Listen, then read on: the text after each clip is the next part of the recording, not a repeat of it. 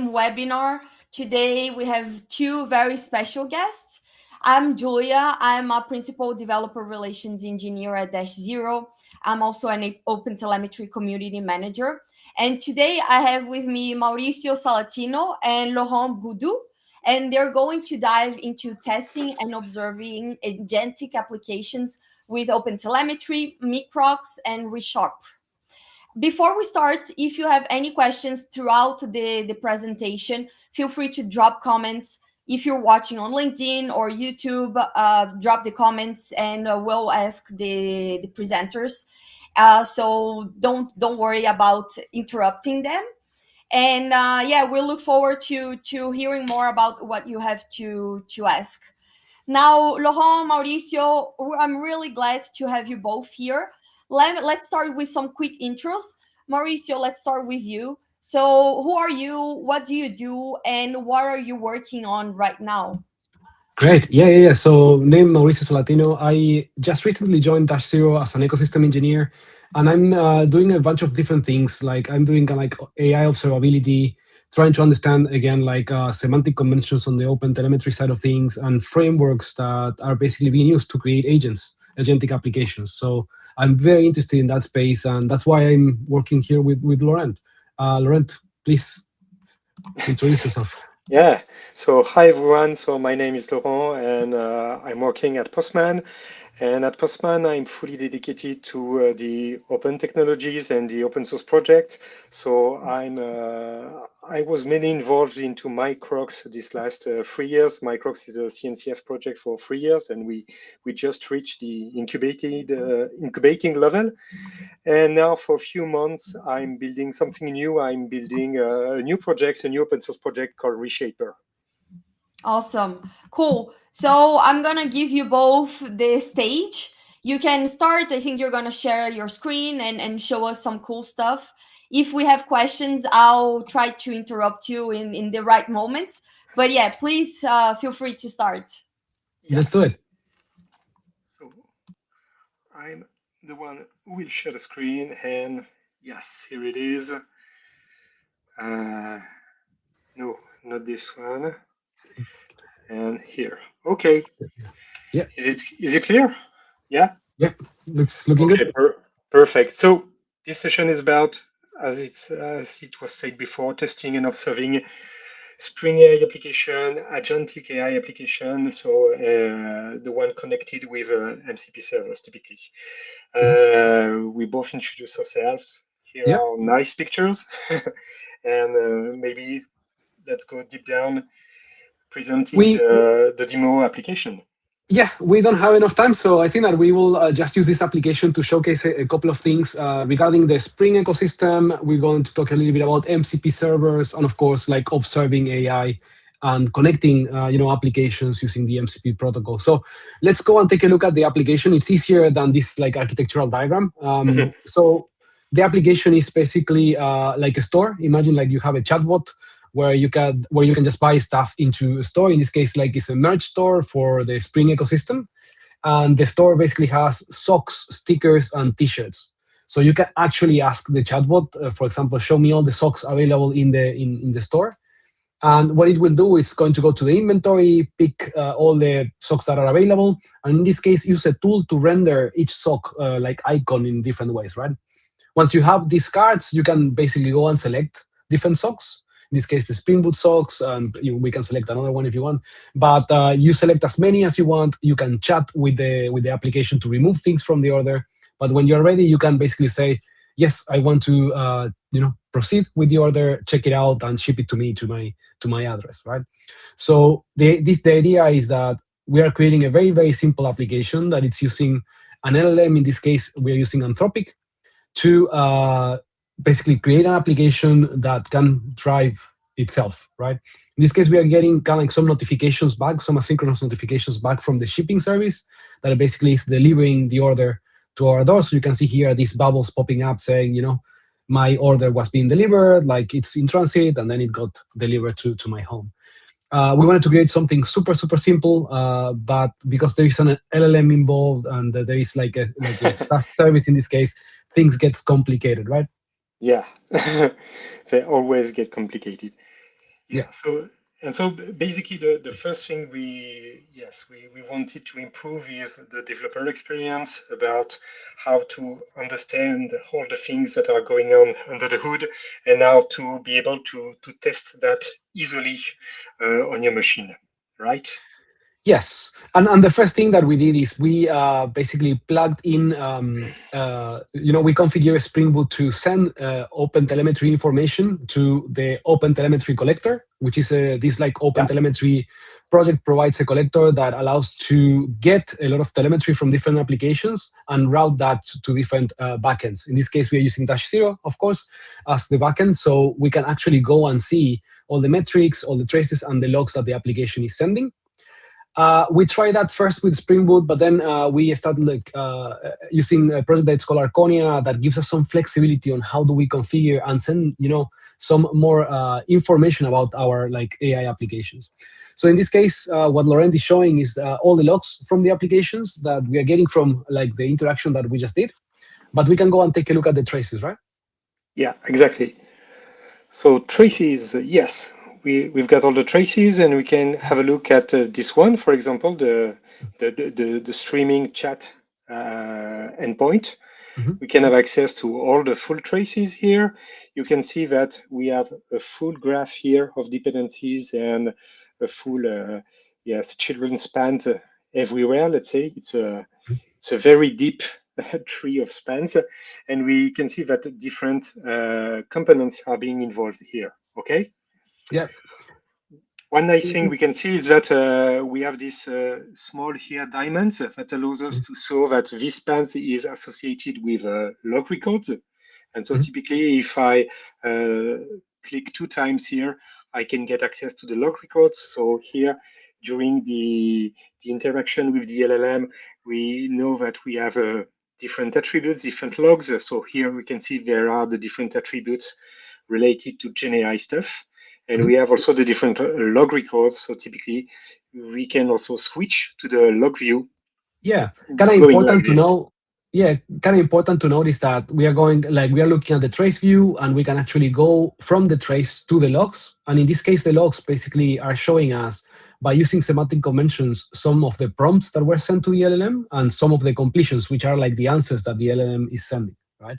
And by just doing that, you have like the flexibility to understand actually what's going on in your chats inside your applications, right?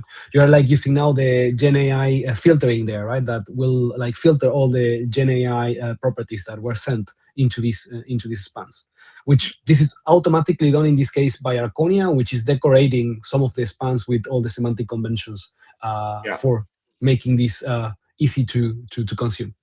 Yeah, exactly. So it's worth mentioning we have integrated in the demo the Arconia project from Thomas Vitale, which is really super cool and helps a lot in setting all of these details regarding the OpenTelemetry support in Spring Boot application, let's say. Yeah. And finally, like when you move to the logs, right? Like the next step usually is to, when you are in the logs, one of the things that you can do is you can look into, for example, hover the resource. The resource in this case is the service that is basically emitting these logs. And what you can do, like as Laurent is showing, you can see actually go to the metrics now from that specific resource. Now what we are seeing is the metrics from the store service filtered by the resource ID, which basically will allow you to troubleshoot things like, there's a garbage collection issue, there's a memory issue from the application, so that might be causing issues as well. And in this case, we don't have any failures, which is fine. But in the case that things start popping up, you can create alerts on all these metrics. And then whenever something goes wrong, quickly troubleshoot and find and pinpoint the cause of that issue by just moving around traces, metrics, and logs. Yeah. So hopefully that makes sense. Yeah. That makes sense. And here, we don't have errors yet because we just restart the application before the beginning of the live stream. But we'll see in a few minutes, in a few dozens of minutes. Okay, cool. So this kind of like brings the question, right? Like now we are using kind of like a real LLM. We are calling Anthropic APIs, but sometimes like developers do not have access to that, right? So what can we do in that case? Yeah, so sometimes we don't have access, or sometimes it costs too much. Or sometimes also it's really, really slow, because you may have noticed that each and every time I'm typing and I'm setting orders to the application, it takes some time to serialize everything. Right? Yes, a couple of seconds to send the context to the LLM to get the response back, and so on and so forth. So let's imagine having this in a CI/CD pipeline, and you absolutely want to have a very quick feedback loop. That's not very cool to have this LLM here in between.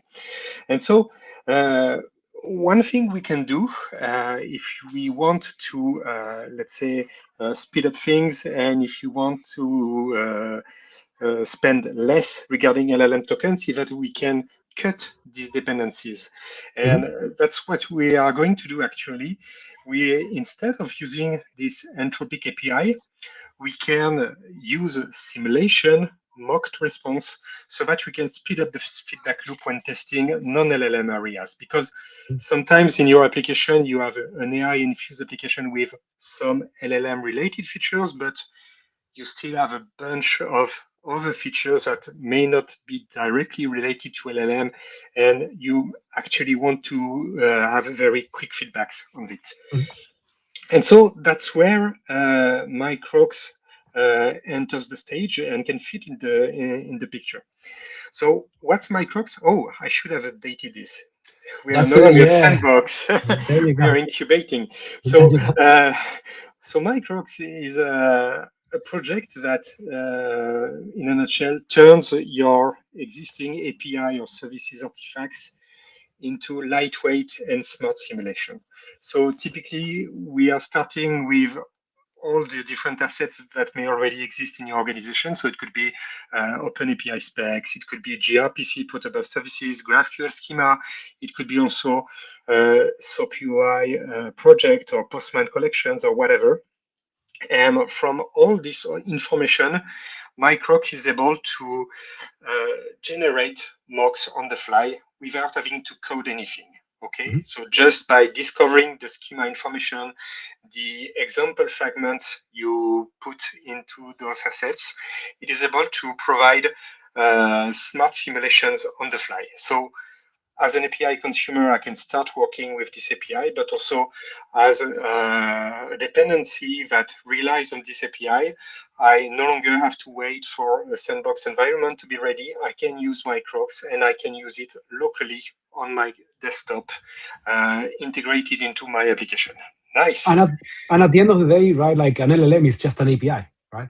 Yes, exactly. So here, what we propose to do is to just reuse the Entropic, the OpenAI, any LLM API, and to use Microcks just to simulate those interactions with the LLM in order to cut dependencies and speed up things. Okay. So typically what we are going to have is this configuration. Instead of having the store talking directly to the LLM, we will have the store talking to Microcks, but it will be totally, let's say, invisible for the application. So let's demonstrate how it works. Okay, so let's move to my VS Code. So here, I'm gonna cut the application that was running, let's say, in production mode, and I'm gonna start it in dev mode. And in order to integrate Microcks, but also all the other dependencies that my application needs, so typically it needs a connection to a Kafka broker to get back all the events coming from the shipping components. I am using a Spring integration with the test containers library. So if you don't know yet test containers, go check for it. Test container is really super cool.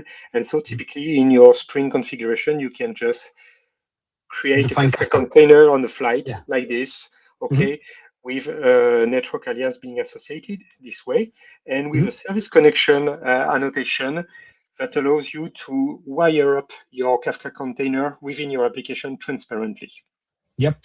So it's like a more, it's like a cooler way of creating Docker composes in a programmatic way where you can coordinate all these containers. Exactly. And you have this directly integrated into the Spring ecosystem with all the all the annotation, all the different flavors of Spring. So that's super cool. And so you can see that we are doing exactly the same thing for Microcks. Microcks as a Microcks container. Okay, we are associating it with the same network. And what we are doing here with those two lines here, with main artifacts and with secondary artifacts, is that we are feeding Microcks with the Entropic OpenAPI spec, so that it will be aware of the different operations of the chat system and so on. And we can also feed it with secondary artifacts. Secondary artifacts will typically used to provide Microcks with canned response. So you can provide simple YAML files. You can also provide a recording of live traffic. Imagine you have an existing API and you have put a proxy, an envoy proxy in the middle. You can record the traffic, and then you can feed Microcks with this recording so that it recreates a full sandbox that simulates your target endpoints. Okay. Amazing. Yeah. Yeah, and here, just those two lines are to connect Microcks with the OpenTelemetry exporter, simply put. Yeah, with the collector, yeah. So basically, even Microcks, like with the canned response, will be sending telemetry so we can understand what's going on in the...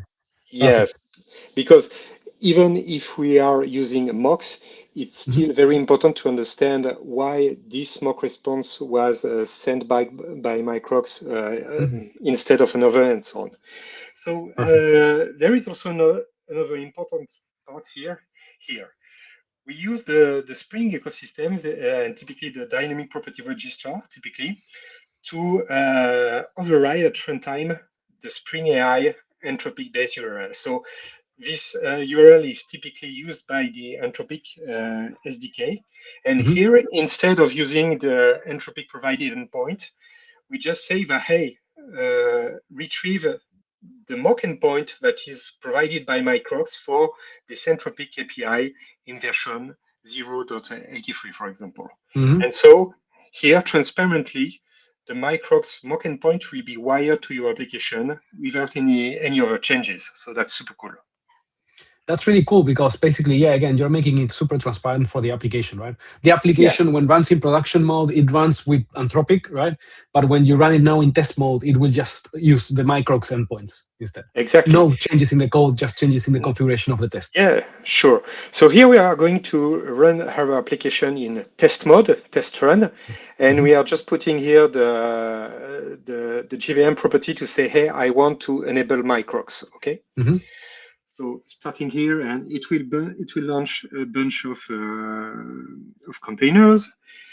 Oh, yeah, by the way, it rebuilt also the UI, but that's it. Yeah. Okay. And it's good and it's ready. So getting back to my application, I can restart it, refresh it, yes. And here I can say, hey, I want you to list all the items. And I can send it and get a response immediately. Yes, exactly. So here you can see how it accelerates the testing process, and all of those things can, of course, you can use them to realize some end-to-end tests using the UI, but you can also use them to write unit tests in JUnit. So it's really cool. So all your interactions with the LLM will be directly and transparently mocked. And I totally see that, right? Like I totally see that, like people recording the LLM interactions so they can use that like a scan response later on, right? Yeah, sure. And that's the point, because instead of testing so many time and waiting for, let's say, hallucinations or edge cases to appear, you can use the mock canned response to to be more deterministic and to directly test the edge cases and so on. Yeah, exactly. Yeah, so you can actually generate something that will trigger an edge case. Yeah. Yes, exactly. So let's look at the traces, and you can see all traces. And here I have a Microcks test right here. Oh, and yes, this one typically, yes. So looking at the full trace on the Microcks side, you can see that it has processed an invocation, okay, and you can see that we have some logs here. So here, typically, yes, invocation was received. We found the valid operation, that is one operation coming from the Entropic API definition, okay. And now we are looking for what we call in Microcks a dispatch criteria. That means for each and every incoming request, it tries to compute and to apply some logics so that it will be able to retrieve and to send back the most appropriated response. Okay. And so typically here you can see that, yes, we have a compute dispatch criteria. We use the dispatcher that is actually a small JavaScript snippet. And we find that the canned response we need to answer is the list inventory response. Okay. So simply put, this is how Microcks is working before yes, sending back a response to the caller of the API. Yeah, and just to sum up that, like it's basically you added Microcks to the application, so and you pointed Microcks to the open AI specification plus some canned response, and then you need this kind of like a small script that basically by looking at the input will decide which output to send, right? Yes, so it really depends, in fact, on your business logic, let's say. So if you have something if you provided a lot of examples and you have something that is quite simple, Microcks will be able to infer the dispatching rules on its own. Okay, it will look at the URL params, the query parameters, the headers, this kind of stuff, and it builds a dispatch criteria by itself. Here. Perfect. Things are a bit, let's say, not complicated, but yeah, but much more complex. And typically, we wrote a snippet of JavaScript to be able to handle this logic. And so typically here, we have also access to the Microcks UI. We can see that the Entropic API is mocked, is provided. And we have here just provided samples for the post D1 messages. And you can see that we have mocks for listing inventory, for finding by price, for finding cheapest items, for finding items within a range, this kind of stuff. So perfect. Obviously, the most you want canned response being similar to, let's say, a real production system, the more mocks you will have to provide to Microcks, and maybe the more complicated will be the dispatching rules. But yeah. Makes sense. Yeah, that makes sense. I saw something kind of like if you go back to -0, so I think that it's important to mention here that we are looking at the Microcks traces that in this case are not part of the application trace, right? Like they are like, for some reason, they are not linked, right? So maybe you can show the chat trace, maybe if we can find that. Yeah, maybe we can see service name. Store. Yes, here, API chat. Yes. Yeah, exactly. If If you go to that trace, what you will see is that we are calling, what does it show? It shows that we are doing like a call to an LLM and we are then doing a tool call, right? But we don't see that correlated with Microcks. And we were thinking like, wow, this should be correlated because actually we are propagating the context and Microcks is picking up the trace, the incoming trace parent ID and doing its thing, right? Until we found that, the Anthropic SDK doesn't do that for now. Yeah, so exactly. We are waiting for that fix to pop up, and then you should be able to see like how from that LLM call Microcks is responding and sending the payloads back, right? Yeah, yes, exactly. And in fact, we were a bit disappointed. We we scratched our head a moment because yes, exactly, because some weeks ago when we talked together at Spring I/O event, things were working because the Anthropic SDK has this integration with the REST client customizer in Spring. And we were able to configure this trace propagation stuff and having this link from Spring AI client to Microcks. But since the 2.0 Mython 3, this is now Yeah. broken because Entropic SDK has switched to another HTTP client. So yes. So yeah, so we're waiting for that fix. We created a pull request and everything. So I think that that's a known issue. Yeah. So we need to wait for that to get fixed. And whenever we Yeah. get that, we will definitely upgrade the example. Exactly. So with that, we cover, I think, testing. Probably the next step is just to talk about the MCP, right? Yes, exactly. So we covered the testing part and how Mm-hmm. to have a, let's say, a better developer experience. But now the thing is how to wire your tools to existing APIs with MCP.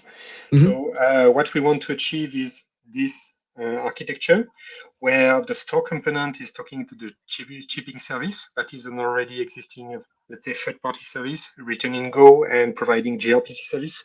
And we want to interact with an MCP server that is doing the translation for the agentic store here. Mm-hmm. Okay.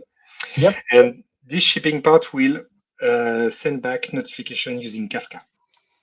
Yeah, and by just looking into that, right? Like now we have three other things to monitor with very different interaction patterns, right? Like now we have the store service that is probably interacting via HTTP with the MCP server, right? Yeah.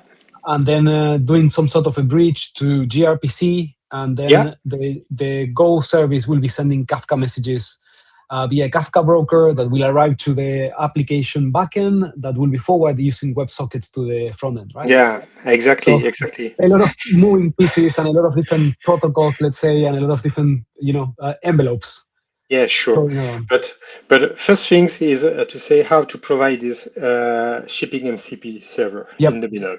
Yes. So you want to write this one, and obviously you have everything provided into the Spring AI ecosystem. You have protocol Mhm. adapters. You have annotations. So it's really easy to start to write Java code and build this little proxy in the middle to expose MCP and call the gRPC service. But now imagine that you have an existing backend and you realize that the component you're writing here, it's actually Mhm. a lot of boilerplate code. Okay, it's just a notation, REST client or gRPC client manipulation. It doesn't have a lot of, let's say, value from a business perspective. Okay, It's just a bridge, right? Like it's just it's a just bridge a that you will bridge. need to maintain forever. Yes, exactly. And moreover, it requires you to become an MCP expert, but also a Mhm. network proxy expert, security expert, because you want to secure the whole invocation chain, obviously. Yeah, makes And sense. so you may tend to think that yeah, but now we have AI, we have Cloud Code, we have Copilot, so the two first bullets are really easy to solve. We can ask Mhm. Claude to code for us, but at the end of the day you'll still have an additional component that you want to deploy, that you need to deploy, that you need to operate, to Yeah. update each and every time, and a component that will consume a lot of resources. So Yep. that's why we choose another way for Mhm. doing this, and that's where we can introduce the new project I'm working on that is called Reshapr. And yes, basically, you have Demo. understood that this approach doesn't scale. Is not sustainable at scale because you'll need a lot of resources. You'll spend a lot of time deploying new component and managing complexity. Yep. And so that's where Reshapr entered the game. And basically, Reshapr, I wouldn't say is very similar to Microcks, but we use the same foundations of Microcks. That means we are able to ingest OpenAPI spec, GraphQL schema, gRPC proto buffers, and do the translation and provide an MCP server on the fly. So you don't have to generate anything. Reshapr don't generate anything. It just computes translation on the fly to provide enterprise grade and very efficient MCP servers. Okay. Hmm. Perfect. And when we say reshape it's because it's actually reshaping API to MCP. What we don't want to have is to have the one-to-one mapping between an Mapping. API operation and an MCP tool. We want something to smarter that we can really adapt to the business use case we want to address with the agentic component or the new agentic workflow we are building. So typically, Reshapr is able to do a lot of things to bridge those two worlds of API and MCP design. So it can rename API. You can pick and choose each and every operation you want to translate as MCP tools, but you can also enrich your MCP with custom prompts, with resources, also with MCP apps, this kind of stuff. So you are really able to build a full-blown MCP server. On the transformation side, you can simplify the interface, you can condense things, change the granularity of operation, you can filter out the results because sometimes it makes no sense to send back all the objects. You want to trim down so that you can also reduce the number of tokens before rating the LLM, and you can change the format of stuff. Typically, we are supporting the tune format. Perfect. And the last point is that Reshapr allows you to produce secure MCP endpoints and to manage all the things related to the API backend authorization. So here we are managing protocols and specification standards like OAuth, obviously, like SPIFE, like CIMD. We are managing things like through elicitations, for example, so that your LLM and MCP client in the middle don't need to be provisioned with backend secrets. So we're really here to adapt the API to the agent needs, okay? And Perfect. give you a very fine control on the context. And that provides also like access to observability at that layer, right? So you can actually monitor what's going on between the components. Of course, yes. This is really part of what we call the enterprise grade MCP server. Okay. Perfect. Yes. Let's see it in action. Yes. Maybe in a nutshell to introduce the demonstration. Just explaining, we have two main components in Reshapr. We have a control plane that is holding all your service definitions and policies. And we have a very lightweight proxy that can be deployed anywhere, maybe in a very hybrid way. Okay, it can also be deployed as a sidecar container right next to your application if you want. Okay, and when it starts, the proxy just point to a control plane. There is this secured auto discovery mechanisms, and then it retrieves the exposition policies, and all the changes you apply to MCP server are directly streamed down to the proxies. So it really allows you to compose very flexible, very dynamic and multi-tenant architecture. So when I think about this architecture, I think about like that, like you are controlling like a fleet of MCP servers in a way under definitions, right? So, and you're providing like all the cross-cutting concerns for those servers themselves. So like, you know, like the one that is in charge of deploying all these things, they have a tool to manage all this complexity. Yes. Very specific to the MCP serving. Yeah, totally. So it can be really transparent for our application developers, just putting an annotation on your pod. And then you will have a Reshapr proxy that will bring you observability, security, and that will convert your API into MCP. Perfect. That's it. Well, exactly what enterprise large companies need, right? Yes, exactly. So maybe we are going to shut this and go to the demo. And what I'm going to... So here I have the Reshapr service running locally. This is just Docker containers, okay? And what I can demonstrate is how easy it is to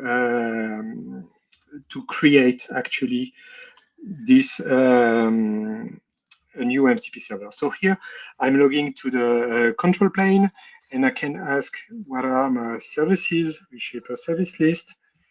So here I have one service here, and I'm gonna delete it. No, service delete and recreate it from scratch. So perfect. Here you can see I delete this service, and that's so it. that was the shipping service that we used before for running the demo, right? Yes, that's the gRPC. That's the gRPC bridge from MCP to gRPC. Exactly. Yes, and I can recreate it very easily. Just saying that just use this file as a reference. Here it's the protobuffer definition of my gRPC service. Can we take a look at that? can we take a look at Yes. how the proto looks? Because the proto will have kind of like the interface of the service, right? So it have Yeah. all the operations that the service has. Yes, exactly. Um, So and here the you data have types. the Yeah. types definition, and you will Mhm. have here three Mhm. different operations: ship order, ship Yes. delay, shipping fail. Okay. Perfect. And so it's just a simple import. Here Mhm. I can say that the backend endpoint to use will be the locally running shipping container. And here I want to turn on the audit feature, and Okay. that's it. Okay. And And I have here a simple MCP server that is already running here. Simply put. perfect. So now I can point my application to that MCP server to start using tools Yes. from that server, right? Yes, exactly. I can connect using my MCP client. I can have access to the different tools right here. Very simple. Perfect. Very simple. So now I can start my application again. Let's do So that. Yeah. here, this one.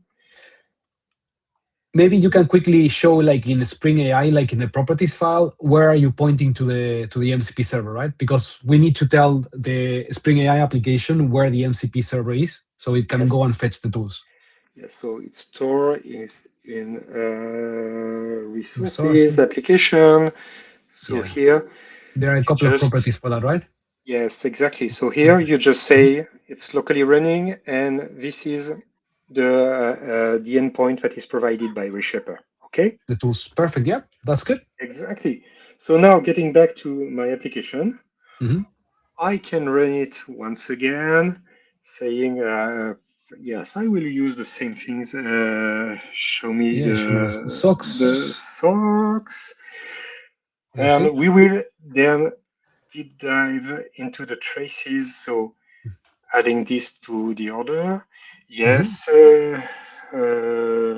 please proceed with checkout and ship it. Proceed. Hmm, There you go. there you go. So here, thinking the order is placed. Mhm. And yes, I have a second shipment that is pending, that is shipped, and Mhm. that will be delivered in a few seconds. Okay, cool. Perfect.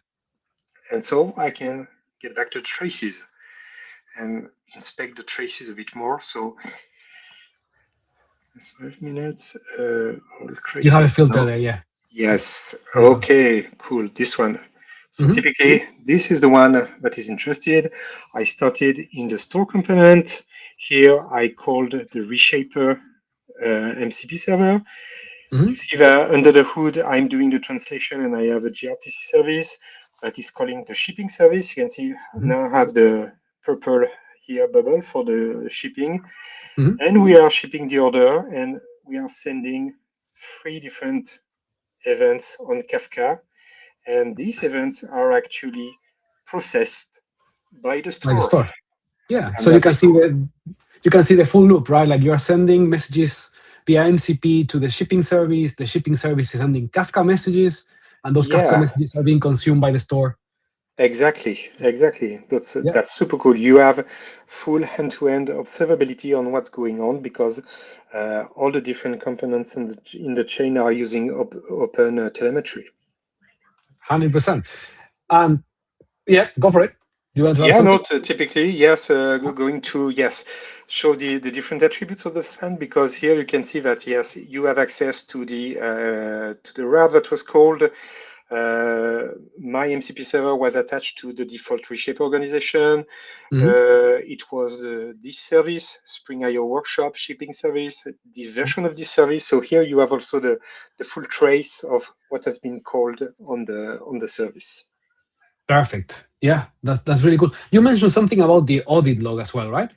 Yeah, exactly. So we have an audit log, and Uh-huh. typically, uh, all this audit log is also transported using OpenTelemetry. And so typically, if I'm looking here at the audit log, I still have access to the Reshapr here, audit.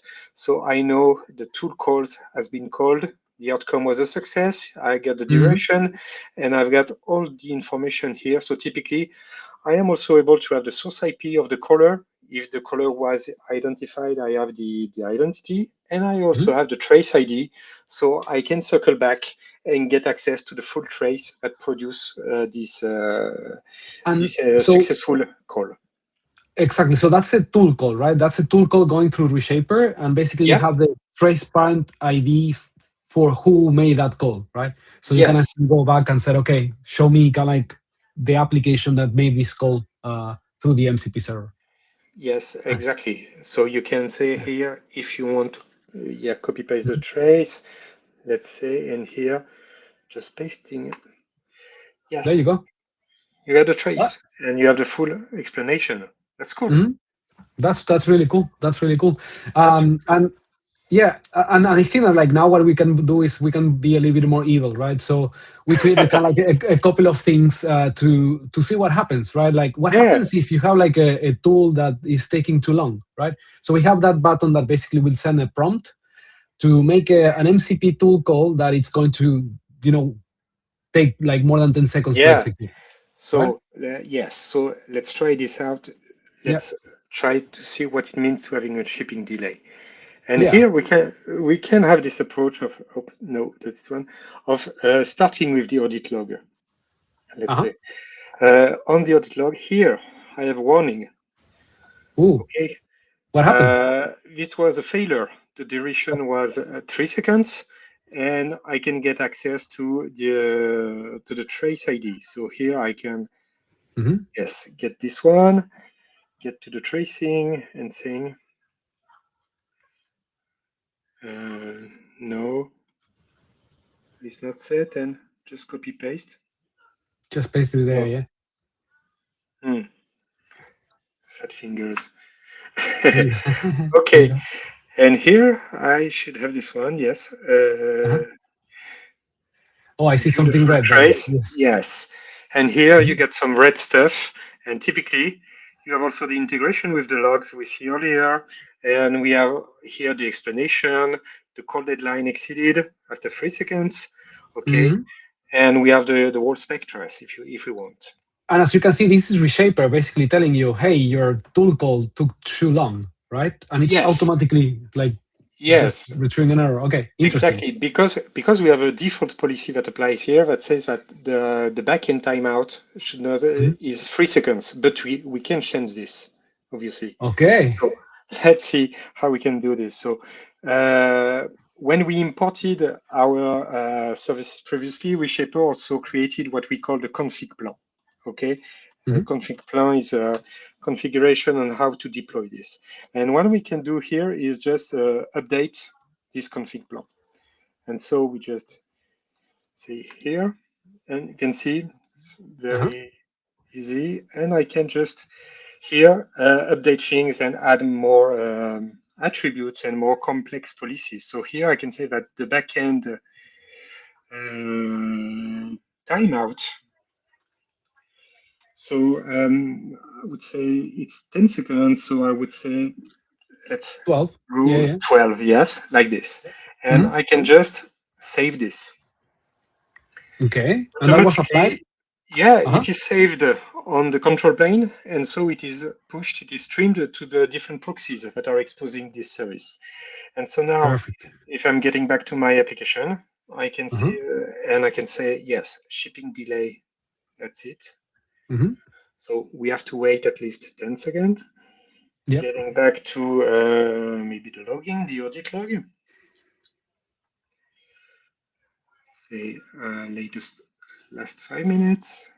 And yes, now we have a success. We have a success. Perfect. Yes, because we now the timeout is not reached, so it applies as a success. And I think this is good to keep control on kind of like the backend APIs that you're calling, making sure that you have proper timeouts across like all your MCP servers, all your MCP calls, right? Yeah, exactly. And you can very easily drive everything through policy configuration using the config plan on the Reshapr control plane. Everything will be redistributed automatically to the different proxies. Can you go to that trace? I'm really curious. Can we take a look at the trace? Yeah, look at the trace. So here I can, it's here in the attributes, give me the trace ID, going to the trace.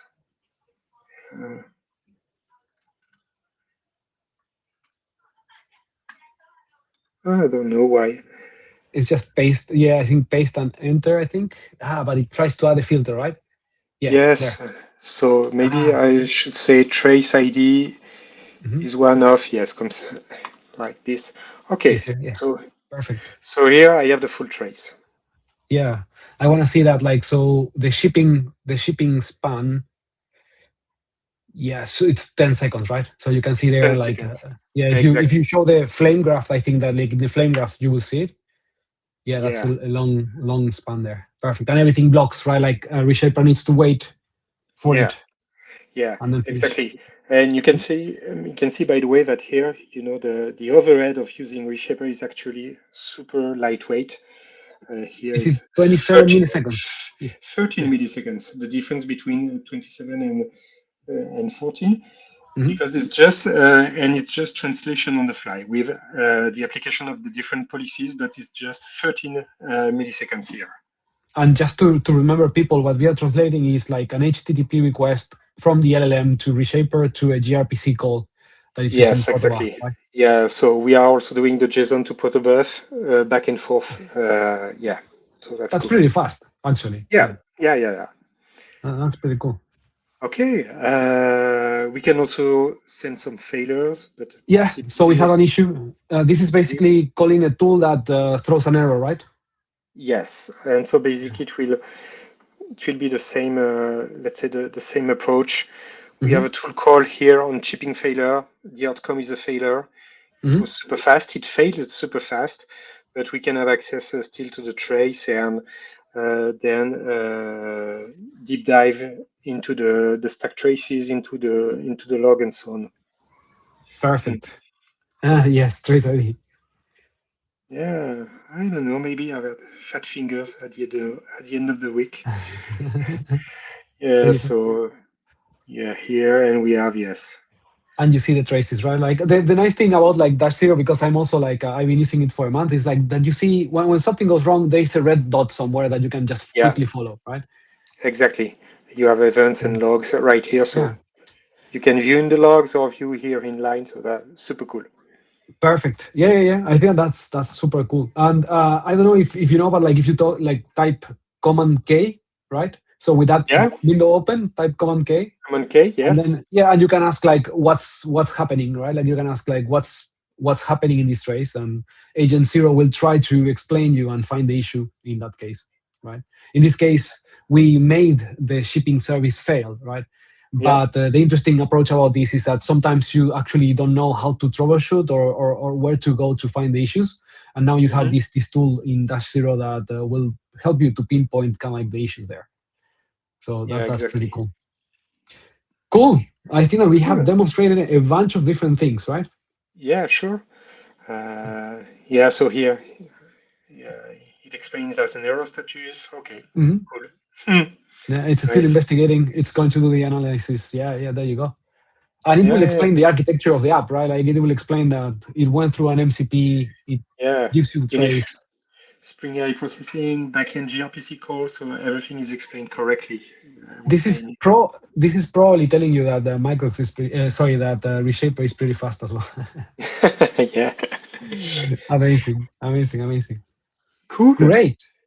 Let's go back to the slides, right? Yeah, okay, let's wrap up things. So what we demonstrate here is that we were able to make the complete system totally understandable. So Mhm.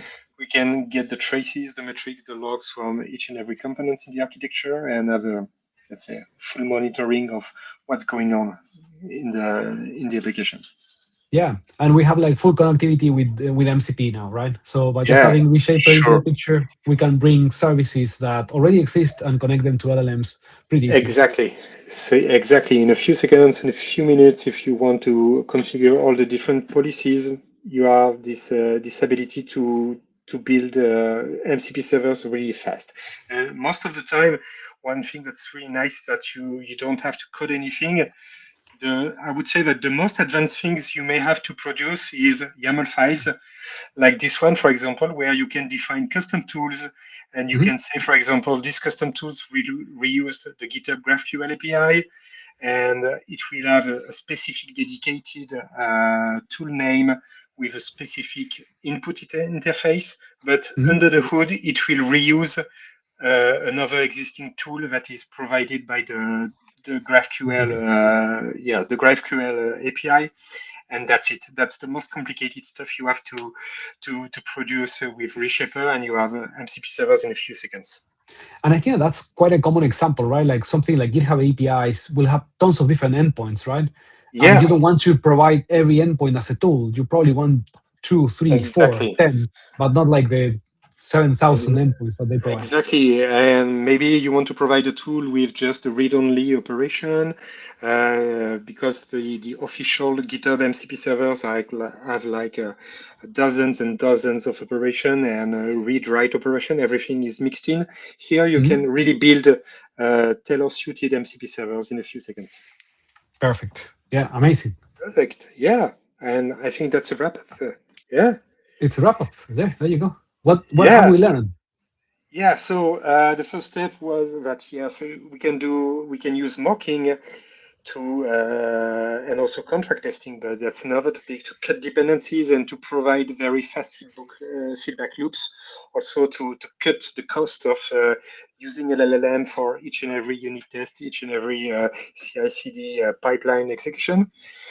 We've seen how Reshapr provides an easy, flexible, and enterprise-grade way for connecting your existing application and producing MCP servers on the fly.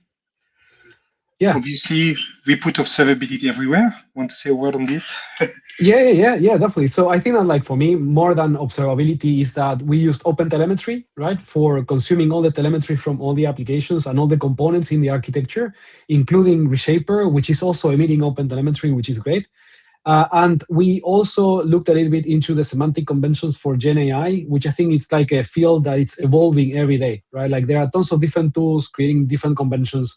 And in this demo, we showed like the OpenTelemetry semantic conventions for Gen AI, which allows us to get a lot of information about what our application is doing against different LLMs. And finally, as the last bullet point says, like you can run this example in your own computer without having a Kubernetes cluster even, right? And in the next slide, you can see the GitHub URL for the example. And you feel free to create issues, create like pull requests if you want to contribute to the app, or get in touch if you have questions about this. Yeah. We try to have the most comprehensive possible README. So if you want to rerun everything at home, you should be able to. But don't hesitate if you have any questions. To reach out. Awesome! Wow, this was really nice. It's really cool to see all the tools interacting together and helping each other. We actually had one comment before the live stream started from Peshav. He said, I think there's a real gap in understanding how these agents operate beyond just the build phase. Most developers focus on functionality, but overlook the crucial step of real-time observation. Without solid monitoring, we miss out on optimizing performance and understanding user interaction. And then he said, I'm curious how the panel will address those challenges during the webinar.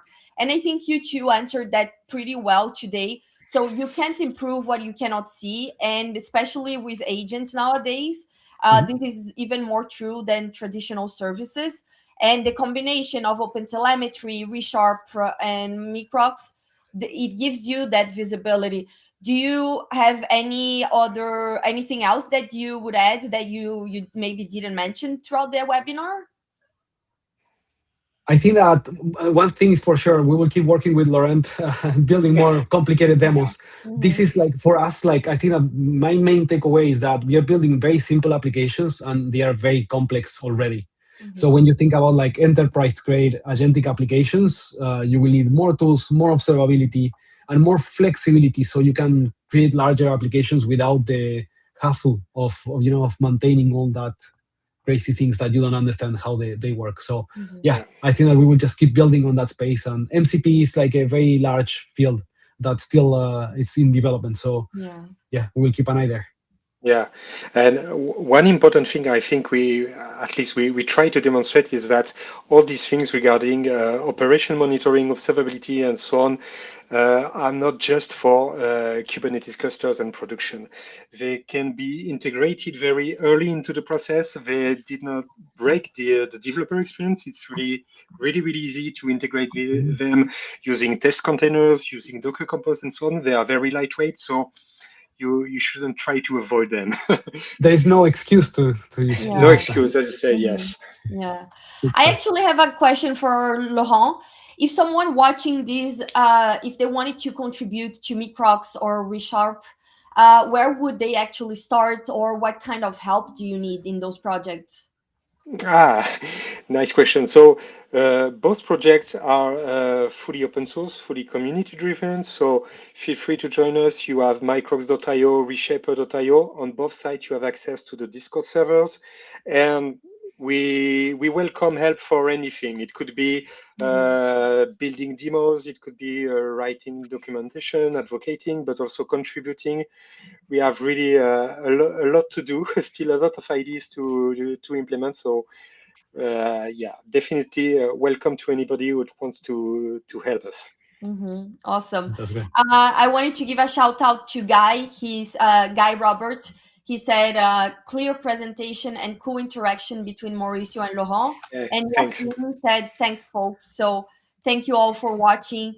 Thank you, both of you, for this amazing presentation. Looking forward to seeing more of what you built. And this will be available on LinkedIn, on YouTube.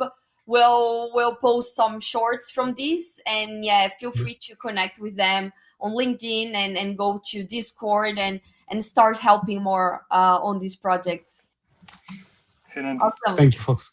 Thank you. Thanks a lot, Bye. Leah, for hosting us. Bye Take care, bye. guys.